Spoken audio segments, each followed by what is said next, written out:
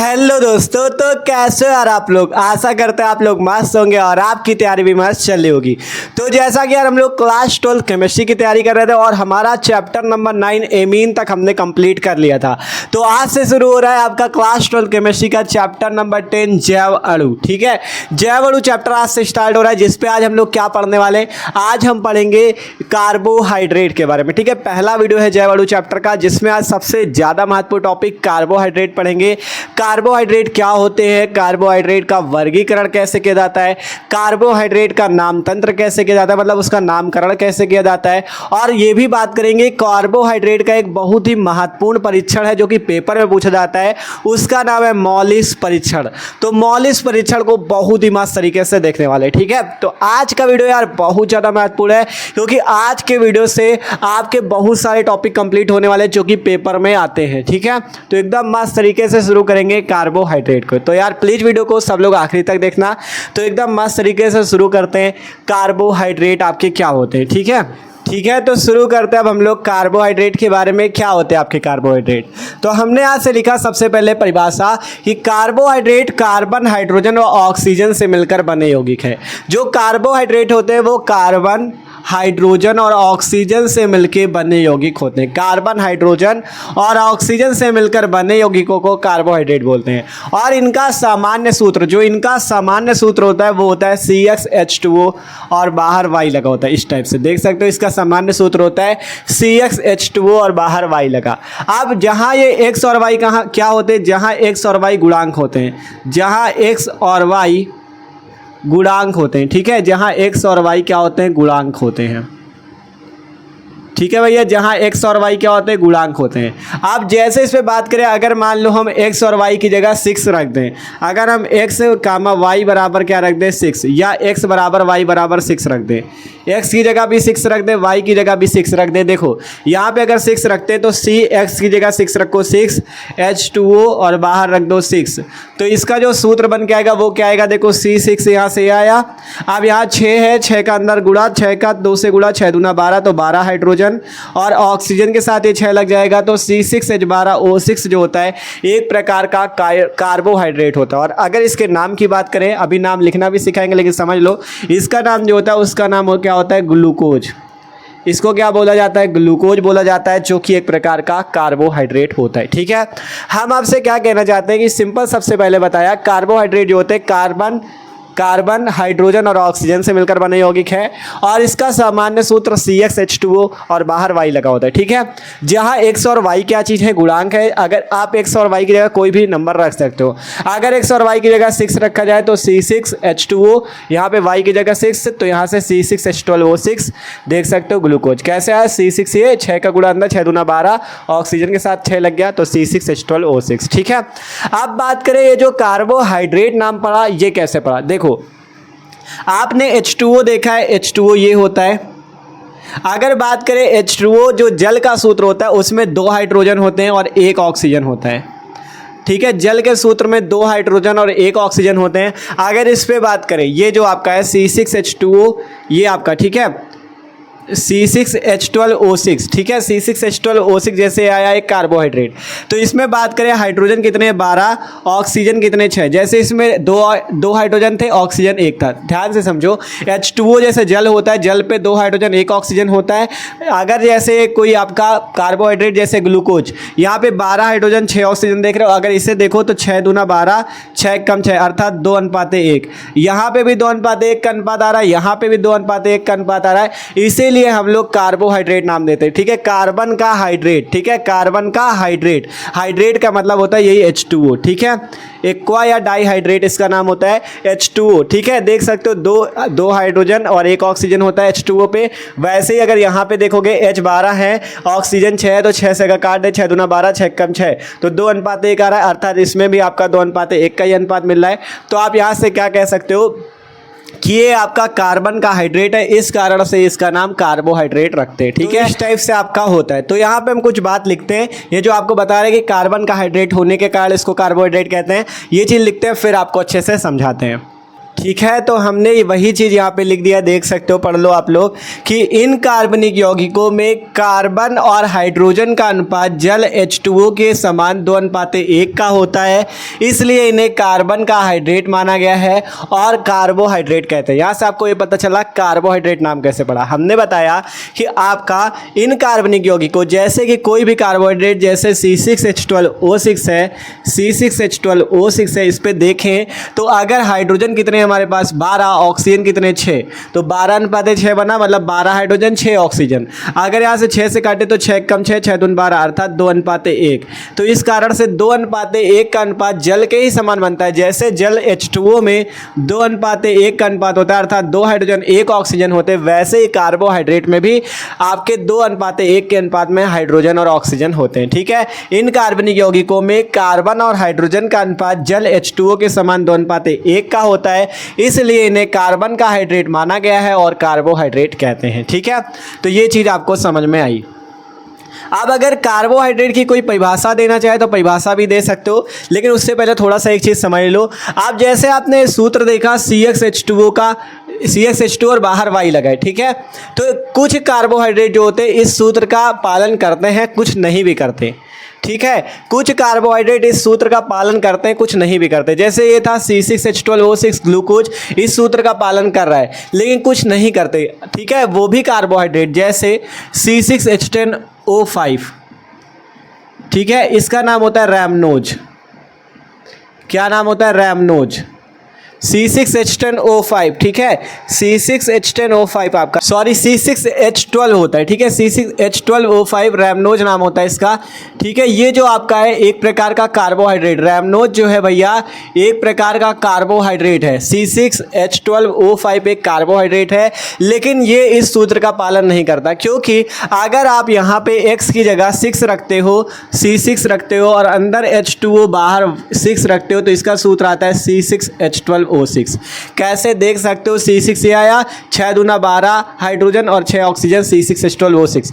लेकिन इसका सूत्र क्या है रैमनोज का? C6H12O5, अर्थात ये CxH2O का होल बाई, ये जो इसका सूत्र है इसका पालन नहीं करता, लेकिन ये कार्बोहाइड्रेट है। ठीक है, तो ये चीज़ बताया गया कि कुछ यौगिक ऐसे हैं जो इस सूत्र का पालन नहीं करते लेकिन फिर भी वो कार्बोहाइड्रेट है। ठीक है, कुछ यौगिक ऐसे हैं जो कि इस सूत्र का पालन नहीं करते लेकिन फिर भी वो कार्बोहाइड्रेट, तो जरूरी नहीं इसी सूत्र वाले कार्बोहाइड्रेट है वो। ठीक है, यही जरूरी नहीं कि आपका अगर ये सूत्र पालन हो रहा है तो वो कार्बोहाइड्रेट ही है। जैसे कुछ एग्जांपल आपको देते हैं, वो आपके ये सूत्र का तो पालन करते हैं लेकिन वो कार्बोहाइड्रेट नहीं है। ठीक है, देखो आपको एग्जांपल देते हैं, जैसे कि आपका, ठीक है, जैसे कि आपका एग्जांपल जैसे ये वाला है CH2O, ये होता है फॉर्मेल्डिहाइड का सूत्र।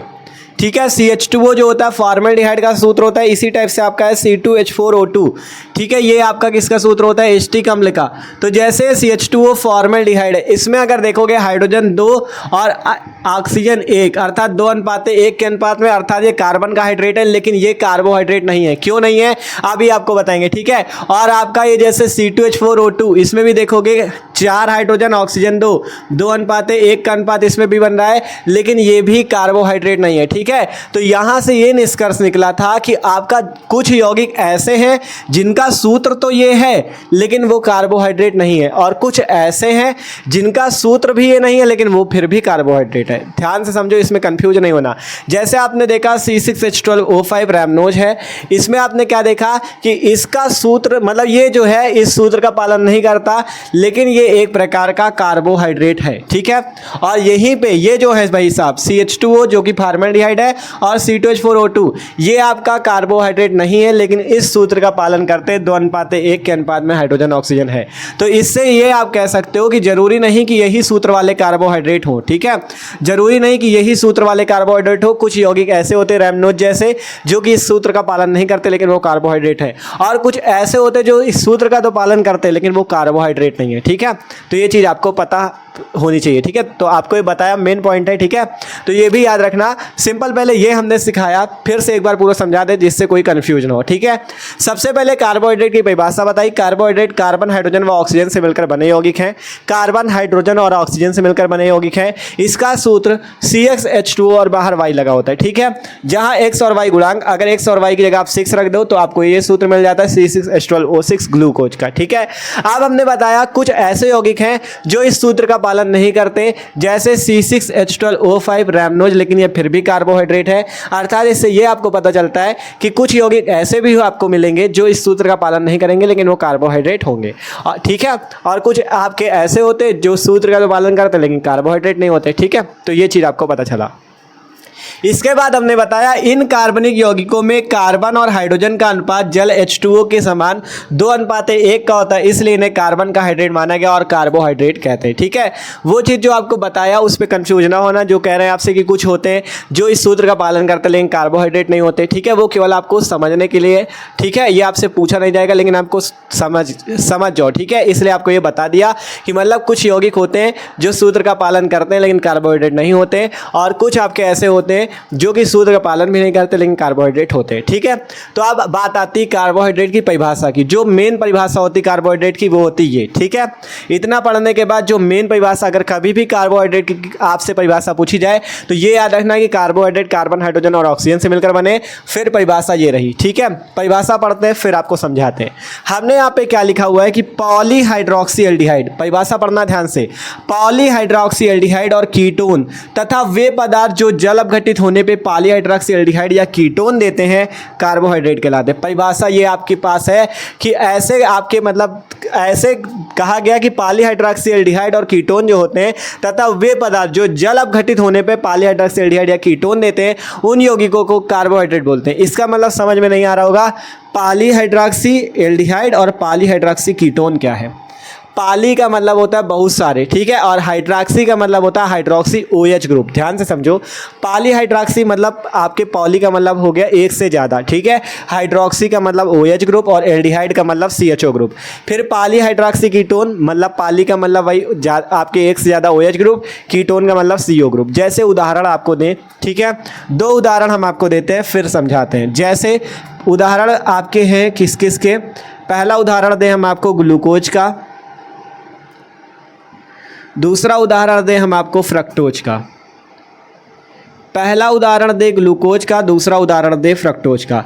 ग्लूकोज के सूत्र की बात करें तो ग्लूकोज का जो सूत्र निकल के आता है वो होता है ये CHO, ठीक है, और यहाँ पे CHOH का होल थ्राइज CH2OH। ये आपका ओपन स्ट्रक्चर होता है ग्लूकोज का, जिसमें 2 3 5 1 6 आपके कार्बन, 12 आपके हाइड्रोजन और 6 ऑक्सीजन होते हैं। जो फ्रक्टोज होता है इसका सूत्र भी सेम होता है, सूत्र भी सेम होता है C6H12O6, लेकिन इसमें कुछ अंतर होता है। क्या वो समझो, यहाँ पे आपका सिंपल CH2OH होता है, नीचे C+O, यहाँ पे होता है कीटोन ग्रुप C+O, यहाँ पे CHOH का होल थ्राइज CH2OH।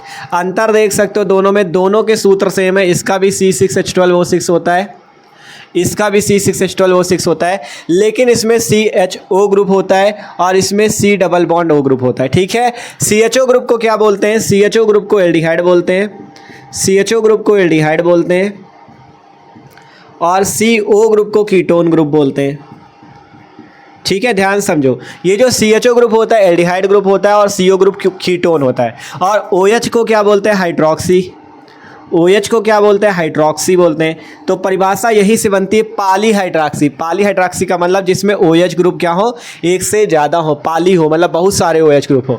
और एल्डिहाइड समझे CHO ग्रुप, देख सकते हो जैसे ग्लूकोज पे पॉलीहाइड्रोक्सी एल्डिहाइड होता है, ठीक है। अगर आप इसका जल अपघटन करते हो, जल अपघटन यहाँ पे लिखा है ना, जल अपघटित। जल अपघटित का मतलब अगर आप इसमें जल मिला देते हो तो ये आपके पॉलीहाइड्रोक्सी एल्डिहाइड या पॉलीहाइड्रोक्सी कीटोन में टूटते हैं। अगर आप ग्लूकोज में जल मिलाते हो तो ये इसमें एल्डिहाइड है इसलिए पॉलीहाइड्रोक्सी एल्डिहाइड होगा, और अगर फ्रक्टोज में जल अपघटित करते हो तो पॉलीहाइड्रोक्सी कीटोन में ये क्या होता है, कीटोन देते हैं। मतलब जल अपघटित होने पे ये पॉलीहाइड्रोक्सी एल्डिहाइड देता है, ये पॉलीहाइड्रोक्सी कीटोन देता है। पॉलीहाइड्रोक्सी हमने समझाया, हाइड्रोक्सी जैसे OH ग्रुप होता है, एल्डिहाइड CHO ग्रुप होता है, कीटोन CO ग्रुप। तो ये भी ग्लूकोज भी आपका कार्बोहाइड्रेट होता है, फ्रक्टोज भी आपका कार्बोहाइड्रेट होता है, ठीक है। ग्लूकोज भी एक प्रकार का कार्बोहाइड्रेट है, फ्रक्टोज भी कार्बोहाइड्रेट है। अगर ग्लूकोज का जल अपघटन करोगे, जल से क्रिया करोगे तो आपका पॉलीहाइड्रोक्सी अर्थात CHO ग्रुप और OH ग्रुप देगा। फ्रक्टोज का करोगे तो पॉलीहाइड्रोक्सी कीटोन OH और CO ग्रुप जो कीटोन ग्रुप होता है वो देगा, ठीक है। तो मेन परिभाषा हमने कही यही है आपकी, ठीक है। मेन परिभाषा आपकी यही है, ये उदाहरण लिखे रहो आपका जो ग्लूकोज और फ्रक्टोज के, ठीक है। तो सिंपल देखो, यहाँ से हमने परिभाषा बताई। अगर कभी भी परिभाषा पूछी जाए पेपर पे तो सबसे पहले ये बता सकते हो कि कार्बन, हाइड्रोजन और ऑक्सीजन से मिलकर बने होगी कार्बोहाइड्रेट होते हैं। इनका सामान्य सूत्र CHH2OY होता है। और आप उदाहरण देना चाहो तो उदाहरण दे सकते हो, C6H12O6 ग्लूकोज बोल सकते हो या फ्रक्टोज बोल सकते हो। स्ट्रक्चर बस दोनों की अलग है, सूत्र आपके जो मोलेकुलर फॉर्मूला है, आणविक सूत्र हैं, वो आपके सेम है, ठीक है। फिर कहा गया पॉलीहाइड्रोक्सी एल्डिहाइड और कीटोन तथा वे पदार्थ, पॉलीहाइड्रोक्सी एल्डिहाइड और कीटोन तथा वे पदार्थ जो जल अपघटित होने पर पॉलीहाइड्रोक्सी कीटोन या आपके पॉलीहाइड्रोक्सी एल्डिहाइड या पॉलीहाइड्रोक्सी कीटोन देते हैं, उन पदार्थ को कार्बोहाइड्रेट कहते हैं, जैसे ग्लूकोज और फ्रक्टोज, ठीक है। दो उदाहरण दिए, ग्लूकोज और फ्रक्टोज। ग्लूकोज पे एल्डिहाइड ग्रुप होता है इसलिए पॉलीहाइड्रोक्सी एल्डिहाइड देता है। फ्रक्टोज पे कीटोन ग्रुप होता है इसलिए पॉलीहाइड्रोक्सी कीटोन ग्रुप देता है। तो आशा करते हैं आप लोगों को थोड़ा सा समझ में आया कि कैसे हम लोग इस पे कार्बोहाइड्रेट की परिभाषा, मतलब पूरा बस आपको तभी समझ में आएगा जब आप लोग अच्छे से थोड़ा समझो, ठीक है। हमने कहा कि पॉलीहाइड्रोक्सी एल्डिहाइड अथवा कीटोन, ठीक है। पॉलीहाइड्रोक्सी एल्डिहाइड और कीटोन तथा वे पदार्थ जो जल अपघटित होने पे पॉलीहाइड्रोक्सी एल्डिहाइड या कीटोन दे, उन्हें कार्बोहाइड्रेट बोलते हैं, जैसे ग्लूकोज और फ्रक्टोज। अगर ग्लूकोज का जल अपघटन करोगे तो पॉलीहाइड्रोक्सी एल्डिहाइड CHO ग्रुप मिलेगा, फ्रक्टोज का करोगे तो पॉलीहाइड्रोक्सी कीटोन CO ग्रुप मिलेगा। तो यही है बस, ठीक है। परिभाषा पूछी जाए तो इस तरह से आप उदाहरण देके समझा सकते हो, ठीक है। तो अब ये चीज हो चुका है। अब क्या हमने बताया कि कार्बोहाइड्रेट का वर्गीकरण देखना और कार्बोहाइड्रेट का नाम तंत्र, किसका नाम कैसे लिखा जाता है। तो बात करें अगर कार्बोहाइड्रेट के नाम की, ठीक है, कि कार्बोहाइड्रेट का नाम कैसे लिखा जाता है। कार्बोहाइड्रेट का नाम, ठीक है, कार्बोहाइड्रेट का नाम। तो देखो नाम लिखने का क्या तरीका है। कार्बोहाइड्रेट का नाम, हाइड्रेट का नाम, ठीक है। नाम लिखने के लिए देखो आपको क्या करना होता है। देखो कार्बोहाइड्रेट का नाम कैसे लिखा जाता है, जैसे एग्जांपल है C6H12O6, C6H12O6। तो आप एक चीज़ याद रखना, कार्बोहाइड्रेट के नाम के अंत में ओज लगता है। कार्बोहाइड्रेट के नाम के अंत में क्या लगता है, ओज, जैसे ग्लूकोज, फ्रक्टोज, ओज लगता है कार्बोहाइड्रेट के नाम के अंत में। और भी इसका नाम लिखने का तरीका है, वो हम आपको सिखाएंगे। तो उसके लिए आपको क्या करना होगा, आपको इसका स्क्रीनशॉट लेना होगा, क्योंकि आप देख रहे हो अब बोर्ड आपका पूरा भर चुका है तो जगह बची नहीं। तो थोड़ा स्क्रीनशॉट ले लो, इधर वाला इरेज कर दे, फिर अच्छे से सिखाते हैं आपको नाम तंत्र इसका, ठीक है। तो सब लोग इसका स्क्रीनशॉट कर लो। तो आप देख लेते हैं कार्बोहाइड्रेट का नामकरण, कार्बोहाइड्रेट का नोमेनक्लेचर कैसे किया जाता है, ठीक है। तो यहाँ पे देखो हमने लिखा है कार्बोहाइड्रेट का नामकरण पे कि सरल कार्बोहाइड्रेट के नाम के अंत में, ठीक है, हमने लिखा सरल कार्बोहाइड्रेट के नाम के अंत में ओज का प्रयोग होता है, ठीक है। OAC इंग्लिश में बोल सकते हो या हिंदी पे ओज, ठीक है। सरल कार्बोहाइड्रेट के नाम के अंत में क्या प्रयोग करते हैं, ओज का प्रयोग करते हैं, ओज, ठीक है, OSE। आप देखो जैसे अगर एल्डिहाइड ग्रुप होगा, अगर एल्डिहाइड ग्रुप होगा, एल्डिहाइड CHO ग्रुप, तो आपको क्या प्रयोग करना है, आपको एल्डोज प्रयोग करना है, ठीक है। इंग्लिश पे एल्डोज, ऐसे हिंदी पे ऐसे, ठीक है। और अगर कीटोन ग्रुप हो, कीटोन ग्रुप हो तो आपको जैसे कीटोन पे बताया C+O ग्रुप, तो आपको क्या यूज करना है, कीटोज यूज करना है। अगर CHO ग्रुप एल्डिहाइड मिलता है तो एल्डोज, और आपका कीटोन ग्रुप तो कीटोज, ठीक है। आपको मतलब यहाँ से CHO ग्रुप दिखे तो एल्डोज, कीटोन ग्रुप दिखे तो कीटोज, आप जैसे लिख के दिखाए। जैसे हमने कई सारे एग्जाम्पल लिए, इनका हम आपको नाम लिख के सिखाते हैं। जैसे ये मिला, आपको सबसे पहले ये देखना है कि इसमें CHO ग्रुप है कि आपका कीटोन ग्रुप है। CHO ग्रुप को एल्डिहाइड ग्रुप और कीटोन ग्रुप C+O को। सबसे पहले आपको क्या करना है, सबसे पहले आपको बस यही देखना है कि CHO ग्रुप एल्डिहाइड ग्रुप है कि कीटोन ग्रुप है, ठीक है। आप जैसे ये वाला, इसमें हमने देखा एल्डिहाइड ग्रुप CHO ग्रुप है, तो हमने कहा जब CHO ग्रुप होगा तो उसे क्या नाम देंगे, एल्डोज नाम देंगे। तो आपको यहाँ पे क्या लिखना है, एल्डो लिख देना है। सबसे पहले लिखना है एल्डो, ठीक है, एल्डो लिख दिया। अब एक काम करो, इसमें क्या देखो कि कार्बन कितने हैं, ठीक है, 1 2 3। अगर 3 बार कार्बन हो तो आपको ट्राई का प्रयोग करना, और 4 बार हो तो टेट्रा का। देखो ध्यान समझो, 2 बार हो तो डाई का प्रयोग करना, 2 बार अगर कार्बन तो डाई का प्रयोग, 3 बार तो ट्राई, 4 बार के लिए टेट्रा, 5 के लिए पेंटा, 6 के लिए हेक्सा, ठीक है। इस टाइप से आप जैसे यहाँ पे 3 बार कार्बन है तो यहाँ पे इसका नाम हो जाएगा एल्डो ट्राइयोज, एल्डोट्राइओज, इसका नाम होगा एल्डोट्राइओज। इंग्लिश पे भी लिखे दे रहा है एल्डोट्राइओज। ध्यान से समझो कैसे नाम लिखा जा रहा है। सिंपल ये है कि अगर 3 कार्बन, आपको 3 बार कार्बन दिख रहा है तो आपको 3 के लिए लगाना है ट्राई, ठीक है, 2 के लिए डाई, 3 के लिए ट्राई, 4 के लिए टेट्रा, 5 के लिए पेंटा। तो यहाँ पे सबसे पहले एल्डो क्यों लगा? एल्डो लगा एल्डिहाइड होने की वजह से, एल्डिहाइड होने की वजह से एल्डो, 3 कार्बन होने की वजह से ट्राई, और ओज क्यों लगा? क्योंकि ओज आपका एल्डिहाइड के नाम में लगता है, तो एल्डो ट्राई ओज इसका कार्बोहाइड्रेट का नाम। अगला जैसे यहाँ पे देखोगे CHO ग्रुप है, अर्थात CHO ग्रुप तो एल्डोज है ये, तो एल्डोज और कीटोज भी पहचानना सीख लेता, जिसमें CHO एल्डोज, जिसमें C डबल बॉन्ड हो वो कीटोज, ठीक है। तो इसमें कितने 4 कार्बन, 4 कार्बन के लिए हमने बताया, जैसे उसमें अभी तक IUPAC करते थे तो मेथ एथ प्रो ब्यूट लगाते थे, लेकिन यहाँ पे अगर 2 है तो डाई, 3 है तो ट्राई, 4 के लिए टेट्रा, 5 के लिए पेंटा, ये यूज करना है, ठीक है। अब यहाँ पे CHO ग्रुप है तो सबसे पहले हमें पता चला एल्डो लगाना है, एल्डो लगाना है। आप कितने बार कार्बन है? 4 बार, तो इसके लिए टेट्रा लगाना है, तो टेट्रा की जगह आपको कर देना है टेट्र पहले लिखना है, और ओज भी लगाना होगा तो टेट्रोज, एल्डो टेट्रोज, ठीक है। इसका क्या नाम हो जाएगा? Aldo tetrose. यही सिंपल लिखने का तरीका है नाम लिखने का, एल्डो टेट्रोज। अब जैसे बगल वाले पे देखो, ये आपका नाम है, ठीक है, कितने कार्बन? 1 2 3 4 5 6, और कौन सा ग्रुप लगा? Aldehyde group. तो जब एल्डिहाइड ग्रुप लगा होगा तो वो एल्डोज होगा, तो सबसे पहले लिखो एल्डो। क्या लिखोगे? सबसे पहले एल्डो लिख दो। कार्बन 6 है तो 6 के लिए आपको क्या यूज करना है? हेक्स। देखो 2 के लिए डाई, 3 के लिए ट्राई, 4 के लिए टेट्रा, 5 के लिए पेंटा, 6 के लिए हेक्सा, तो आपको यहाँ पे क्या यूज करना है? हेक्सा, अर्थात हेक्स लगाना है, और लास्ट पे लगा दो ओज, तो एल्डो हेक्सोज इसका नाम, ठीक है। इसका क्या नाम है? Aldo hexose, Aldo hexose, Aldo hexose इसका नाम। और इसका साधारण नाम क्या होता है? ग्लूकोज। इसका साधारण नाम होता है ग्लूकोज, ठीक है। ऐसे इसका क्या नाम होता है? ग्लूकोज, क्योंकि यहाँ पे 6 कार्बन, 12 हाइड्रोजन, 6 ऑक्सीजन है, और एल्डिहाइड ग्रुप लगा तो ये आपका क्या है? ग्लूकोज। और इसका ऐसे नाम लिखा जाए तो 6 कार्बन के लिए हेक्स लगाना है, और आपका एल्डिहाइड है तो एल्डो हेक्सोज इसका नाम, ठीक है। अब जैसे ये वाला है CH2 या C डबल बॉन्ड हो, ये आपका लगा हुआ है पूरा, तो ये आपका किसका सूत्र है? फ्रक्टोज का, C6H12O6 का। इसका ऐसे नाम क्या होता है? फ्रक्टोज। क्या नाम होता है? फ्रक्टोज। इसका नाम होता है फ्रक्टोज। लेकिन आप ये क्या, इसका इस टाइप से नाम लिखना आपको एल्डोज की तरह, ठीक है। तो यहाँ पे आपका C double bond O group लगा है, तो C डबल बॉन्ड O वाला कौन सा होता है? Ketone group. तो कीटोन के लिए क्या यूज करना है? कीटोज। और कीटोज यूज करना है तो यहाँ पे कार्बन कितने? 6 कार्बन है, तो 6 कार्बन के लिए आपको यूज करना है कीटोहेक्सोज, कीटोहेक्सोज। क्या कर देना है इसका नाम? कीटोहेक्सोज, कीटोहेक्सोज। इस टाइप से सिंपल नाम लिखना है, कीटोहेक्सोज, कीटोहेक्सोज, ठीक है। मतलब कि सबसे पहले पहचानो CHO ग्रुप की C डबल बॉन्ड हो, अगर CHO तो एल्डोज, C डबल बॉन्ड हो तो कीटोज। कार्बन 6 है, 6 के लिए हेक्स लगाना है, तो कीटो और बीच में हेक्स और ओज, कीटोहेक्सोज। जैसे इसका था एल्डो हेक्सोज, इसमें 6 कार्बन, इसमें भी तो थे, लेकिन ये एल्डिहाइड था, इससे एल्डो हेक्सोज, इसको कीटोहेक्सोज, ठीक है।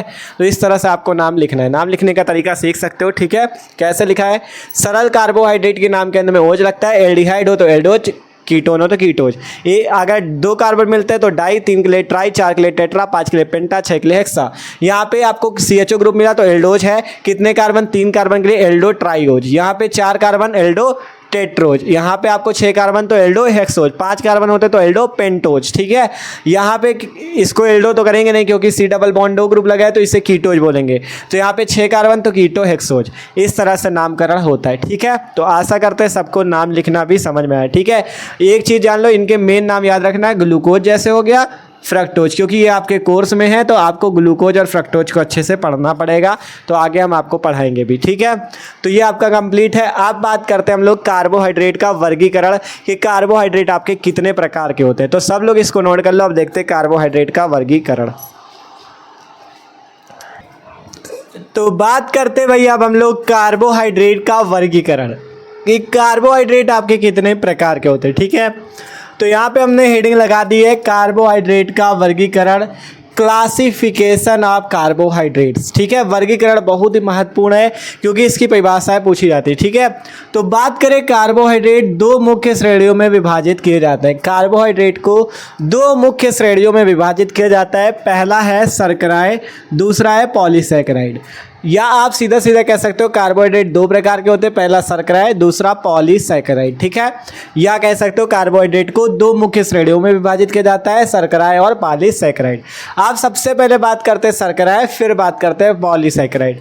तो देखो हेडिंग लगी शर्कराएं, सुगर्स। शर्कराएं क्या होती हैं?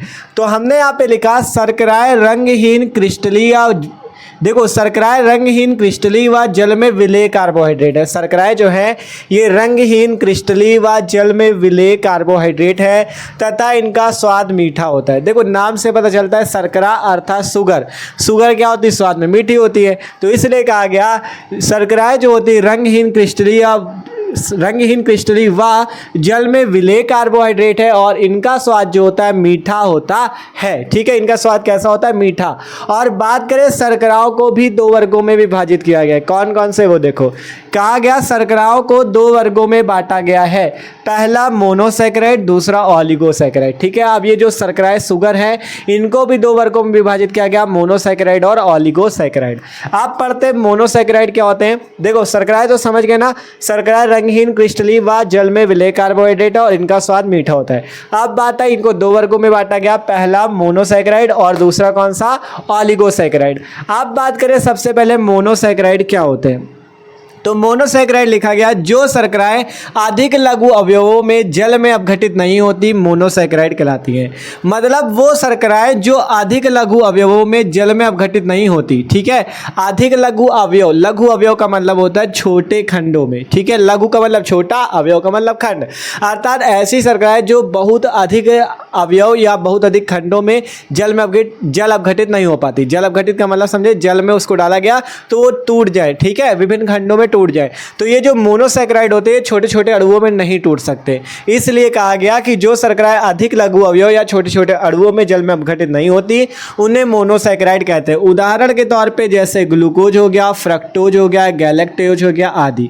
ग्लूकोज, फ्रक्टोज तथा गैलेक्टोज एक प्रकार के मोनोसैकेराइड है। अगर आप इसका जल अपघटन करते हो, जल में इनको मिलाते हो तो ये अधिक लघु अवयवों में नहीं टूटेंगी, ठीक है। तो ये परिभाषा है मोनोसैकेराइड की। फिर बात करें दूसरा प्रकार शर्कराओं का, ऑलिगोसैकेराइड। कहा गया जो शर्कराएं जल अपघटित करने पे मोनोसैकेराइडों के कई अणु देती, जैसे 2 से 10 अणु तक, तो उन्हें हम लोग ऑलिगोसैकेराइड कहते हैं। और ये डाइसैकेराइड, ट्राइसैकेराइड प्रकार की होती है, ठीक है। कहा गया जो शर्कराएं जल अपघटित करने पे मोनोसैकेराइडों के कई अणु दे, ठीक है। मतलब ऑलिगोसैकेराइड क्या होती है?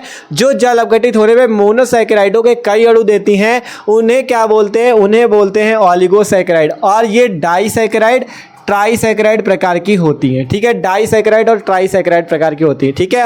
आप जैसे डाइसैकेराइड में क्या होता है? ऑलिगोसैकेराइड का प्रकार है डाइसैकेराइड और ट्राइसैकेराइड। डाइसैकेराइड वो होता है यह जल अपघटित करने में मोनोसैकेराइड के दो अणु दे। डाइसैकेराइड क्या होते हैं? जो जल अपघटित करने में मोनोसैकेराइड के दो अणु दे, जैसे सुक्रोज, माल्टोज और लैक्टोज। अगर आप लोग सुक्रोज, माल्टोज या लैक्टोज में से किसी का भी जल अपघटन करते हो तो वो मोनोसैकेराइडों के दो अणु देंगी। मोनोसैकेराइड देख सकते हो जैसे ग्लूकोज, फ्रक्टोज, गैलेक्टोज। अगर आप इनमें से किसी का भी जैसे सुक्रोज, माल्टोज या लैक्टोज किसी का भी जल अपघटन करो तो आपको मोनोसैकेराइडों के दो अणु आपको मिलेंगे, ठीक है। तो ये बात है डाइसैकेराइड की। ट्राइसैकेराइड में क्या होता है? यह जल अपघटित करने पे मोनोसैकेराइडों के 3 अणु देती हैं। अगर आप इनका जल अपघटन करते हो ट्राइसैकेराइड का, तो ये जल अपघटित होने पे मोनोसैकेराइडों के 3 अणु देती हैं। देखो ध्यान से समझो तभी आपको समझ में आ पाएगा। सबसे पहले हमने बताया कार्बोहाइड्रेट दो मुख्य श्रेणियों में विभाजित किए जाते हैं, शर्कराएं और पॉलीसैकेराइड। अभी केवल ये शर्कराएं चल रहा है। शर्कराएं दो प्रकार की होती है, मोनोसैकेराइड, ऑलिगोसैकेराइड। फिर ऑलिगोसैकेराइड के दो प्रकार है, डाइसैकेराइड और ट्राइसैकेराइड, ठीक है। सबसे पहले शर्कराएं देखा, शर्कराएं रंगहीन क्रिस्टलीय व जल में विलेय कार्बोहाइड्रेट है। आपसे परिभाषाएं पूछी जाती हैं कि शर्करा क्या होती है, उनको बताओ उदाहरण सहित। मोनोसैकेराइड क्या होती है, ऑलिगोसैकेराइड क्या होती है, डाइसैकेराइड, ट्राइसैकेराइड, इन सब की परिभाषाएं पूछी जाती है, इसलिए आपको पढ़ा रहे हैं, ठीक है। तो शर्कराएं रंगहीन क्रिस्टलीय व जल में विलेय कार्बोहाइड्रेट है और इनका स्वाद मीठा होता है। दो वर्गों में विभाजित किया गया, मोनोसैकेराइड। जो शर्कराएं अधिक लघु अवयवों में जल में अपघटित नहीं होती मोनोसैकेराइड कहलाती, जैसे ग्लूकोज, फ्रक्टोज, गैलेक्टोज आदि। फिर ऑलिगोसैकेराइड क्या होती है? ऑलिगोसैकेराइड जो शर्कराएं जल अपघटित करने पे मोनोसैकेराइड के कई अणु दे। अगर आप लोग ऑलिगोसैकेराइड का जल अपघटन करते हो तो यह मोनोसैकेराइडों के कई अणु देती, जैसे उदाहरण है आपके देख सकते हो। और कहा गया ये डाइसैकेराइड और ट्राइसैकेराइड प्रकार की होती है। ऑलिगोसैकेराइड जो होती है डाइसैकेराइड और ट्राइसैकेराइड प्रकार की होती है। अगर डाइसैकेराइड होगा तो ये जल अपघटित करने पे मोनोसैकेराइड के 2 अणु देंगी। उदाहरण सुक्रोज, माल्टोज, लैक्टोज। अगर आप लोग सुक्रोज, माल्टोज या लैक्टोज में से किसी का भी जल अपघटन करते हो तो ये मोनोसैकेराइडों के कितने अणु देंगी? 2।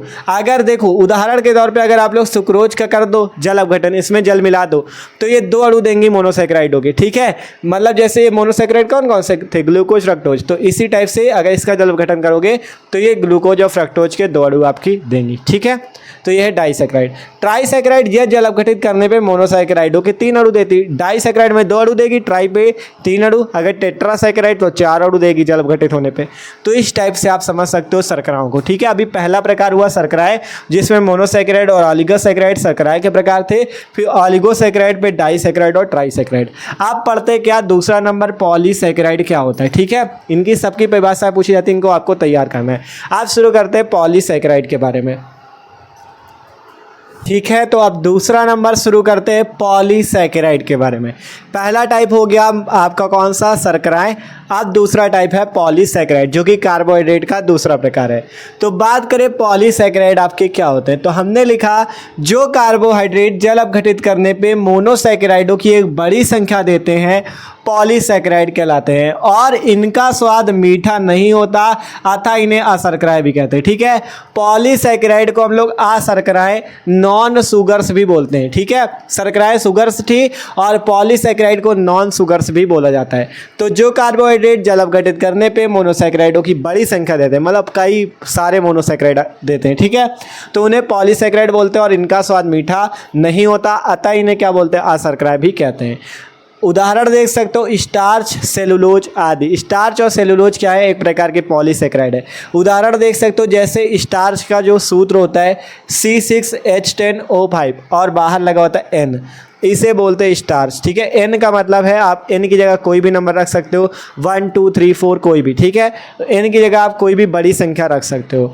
और NH2O एन की जगह वही कोई भी बड़ी संख्या रखना है। ठीक है, और तनु HCl गर्म करना है इसको आपको तनु HCl में और उच्च दाब रखना है, जिससे यहाँ से क्या बनेगा? NC6 और H10 और 2 मिला के H12 हो जाएगा और 5 ऑक्सीजन 1 ऑक्सीजन मिला के 6 ऑक्सीजन, तो C6H12O6 ग्लूकोज बनता है। तो आप यहाँ पर से देख सकते हो जब हमने स्टार्च का जल अपघटन किया, जल H2O से क्रिया की। H2O क्या है? जल। जब स्टार्च ने जल से क्रिया की तब क्या बना? एक आपका मोनोसैकेराइड बना ग्लूकोज, जिसके कई अणु निकले। N का मतलब कोई भी बड़ी संख्या। तो यहाँ से आपने क्या देखा? जब स्टार्च का जल अपघटन हुआ तो जो ग्लूकोज है उसके कई अणु निकले, अर्थात ग्लूकोज क्या? मोनोसैकेराइड। तो मोनोसैकेराइड के कई अणु निकले। तो इसलिए कहा गया पॉलीसैकेराइड वे होते हैं जिनका जल अपघटन करने पे मोनोसैकेराइडों की एक बड़ी संख्या मिलती है। एन का मतलब कोई भी बड़ी संख्या रख सकते हो। तो ग्लूकोज एक मोनोसैकेराइड, तो मोनोसैकेराइडों की बड़ी संख्या मिलती है। ठीक है, तो जो कार्बोहाइड्रेट जल अपघटित करने पे मोनोसैकेराइडों की बड़ी संख्या देते हैं उन्हें पॉलीसैकेराइड बोलते हैं और इनका स्वाद मीठा नहीं होता अतः इन्हें अशर्कराएं भी कहते हैं। उदाहरण स्टार्च, सेलुलोज आदि। और स्टार्च देख सकते हो C6H10O5N प्लस NH2O तनु HCl में गर्म किया गया उच्च दाब, जिससे N C6H12O6 अर्थात ग्लूकोज के कई सारे अणु बने, ग्लूकोज की एक बड़ी संख्या बनी, इसलिए ये मोनोसैकेराइडों की एक बड़ी संख्या देते हैं। तो ये थे कार्बोहाइड्रेट का वर्गीकरण, पहला शर्कराएं, दूसरा पॉलीसैकेराइड या अशर्कराएं। अब बात कर लेते हैं कार्बोहाइड्रेट का एक महत्वपूर्ण परीक्षण है जो कि हर साल पूछा जाता है पेपर में, मॉलिस परीक्षण। तो अब सबसे पहले बात कर लेते हैं मॉलिस परीक्षण को। तो अब आप लोग इसको नोट कर लो। अब देखते हैं मॉलिस परीक्षण क्या होता है।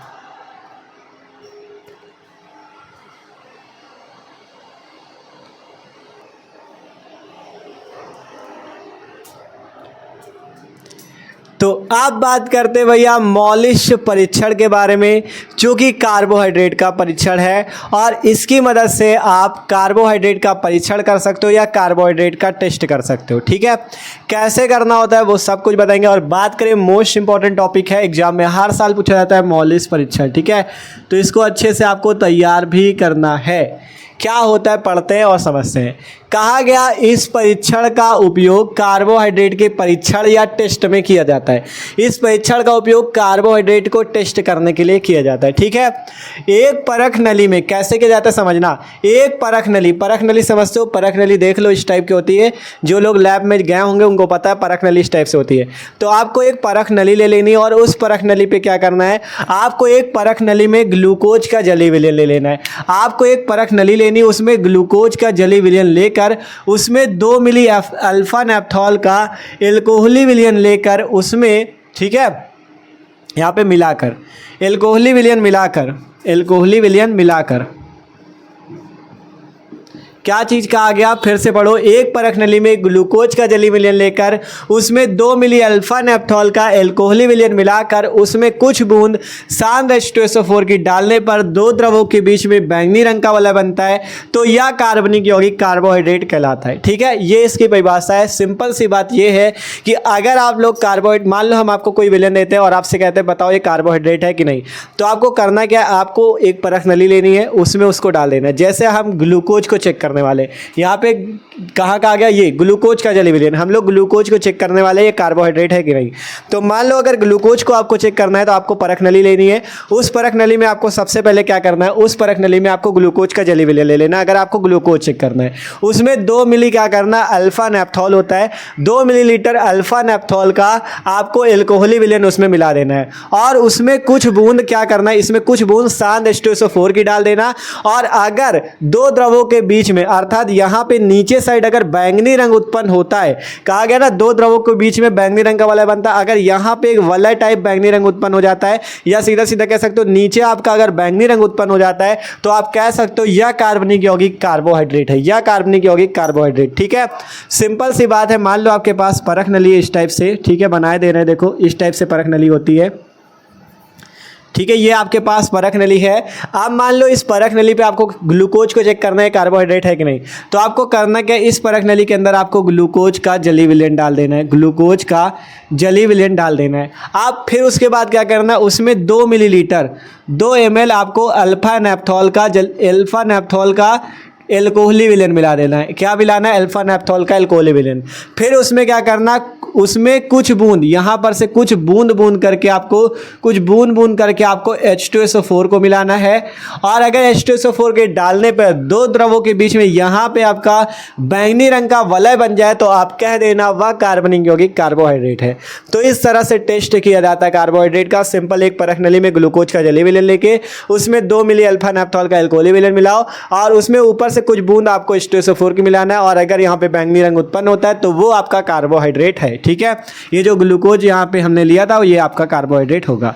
तो इस तरह से हम लोग परीक्षण करते हैं, प्रयोगशाला में टेस्ट करते हैं कार्बोहाइड्रेट का। ठीक है, तो ये हो गया मौलिक परीक्षण, इंपॉर्टेंट बहुत ज़्यादा था, तो इसको तैयार भी कर लेना। ठीक है, तो आज की वीडियो पे इतना ही रहने देते हैं। सबसे पहले हमने बात किया कार्बोहाइड्रेट क्या है, उसका नाम तंत्र, उसका वर्गीकरण और कार्बोहाइड्रेट का परीक्षण, मौलिक परीक्षण। ठीक है, तो आशा करते हैं आज का वीडियो सबको अच्छा लगा होगा। तो वीडियो अच्छा लगा यार तो लाइक कर लेना, और जो लोग चैनल पे नए हो सब्सक्राइब कर लो, क्योंकि इसी तरह से मस्त तरीके से तैयारी चल रही है आपकी क्लास 12 केमिस्ट्री की, और भी आपकी क्लास 12 के सारे सब्जेक्ट की। डिस्क्रिप्शन पे आपको प्लेलिस्ट मिल जाएगी, और सब्सक्राइब कर लो चैनल को, आप चैनल पे जाके देख सकते हो मस्त तरीके से आपकी तैयारी चल रही है। ठीक है, और चैप्टर नंबर 1 से लेकर 9 तक अगर आपने अच्छे से नहीं पढ़ा तो डिस्क्रिप्शन पे केमिस्ट्री की प्लेलिस्ट है, वहाँ से आप लोग जाके देख सकते हो। ठीक है, तो मिलते हैं अगले वीडियो पे, सब्सक्राइब कर लो, जैसे ही अगला वीडियो आएगा आपके पास वीडियो की नोटिफिकेशन भी आ जाएगी।